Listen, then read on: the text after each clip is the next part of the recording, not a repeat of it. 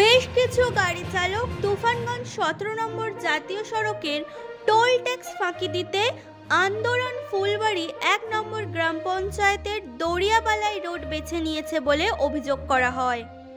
স্থানীয়দের দাবি, এর ফলে প্রতিনিয়ত দুর্ঘটনার সম্মুখীন হচ্ছে স্কুল পড়ুয়ারা।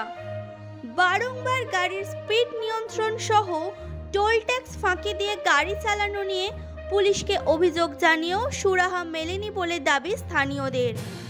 পুলিশ সূত্রে খবর, বৃহস্পতিবার রাস্তা পার হতে গিয়ে তৃতীয় শ্রেণীর এক পড়ুয়াকে সজোরে ধাক্কা মারে একটি টোটো। তড়িঘড়ি তাকে তুফানগঞ্জ মহকুমা হাসপাতালে প্রাথমিক চিকিৎসার জন্য নিয়ে যাওয়া হয়। এই ঘটনার পরে অভিভাবকরা ক্ষোভে ফেটে পড়েন, যার ফলে টোল ট্যাক্স ফাঁকি দিয়ে স্কুলের সামনে একজন সিভিক ভলেন্টিয়ার রাখা সহ একাধিক দাবিতে স্কুলের ছাত্রছাত্রীদের নিয়ে পথ অবরোধ করে বিক্ষোভ দেখান অভিভাবকরা। খবর পেয়ে ঘটনাস্থলে পৌঁছায় তুফানগঞ্জ থানার পুলিশ। এরপর পুলিশের আশ্বাসে অবরোধ তুলে নেন বিক্ষোভকারীরা। আমরা গার্জিয়ানরা এসেছি, সাথে মাস্টারমশাইরা ছিল, সাথে ছাত্রছাত্রী সবাই ছিল। এখানে হয়েছে 2-1 দিন পরই হচ্ছে গিয়ে অ্যাক্সিডেন্ট হচ্ছে। তো এই রাস্তাটা খুব জনবহুল রাস্তা, আর এখানে মানে অ্যাক্সিডেন্ট দিন দিন বেড়েই যাচ্ছে।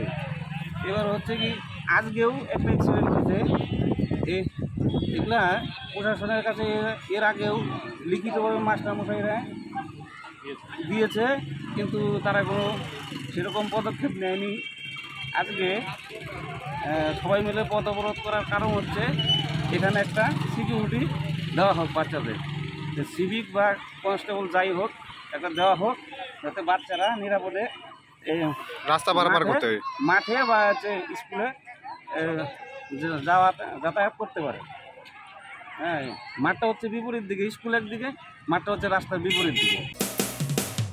মানুষের পাশে, মানুষের সাথে আমরা আছি এই বাংলাতে। আপনারা দেখছেন সংবাদ শিরোনাম।